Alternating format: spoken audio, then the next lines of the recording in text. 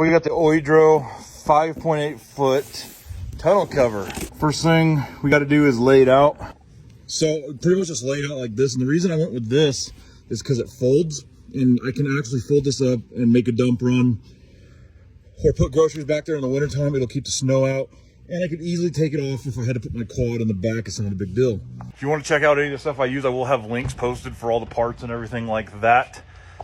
I'm getting it all lined up, and I'll fold it back, and we'll finish getting those clamps in down there. So now we got that clamp tightened. We'll tighten that clamp, and we'll get these clamps like that. So these are just a cam lock. Now that side's locked in. The cool thing is you just pop it up like that. You can easily undo that to fold it up if you need to make a dump run. Now we just need to do this side. Even include a little battery operated light, some weather stripping, and they even include extra latch parts. And there we have it. I think that absolutely 100% looks good.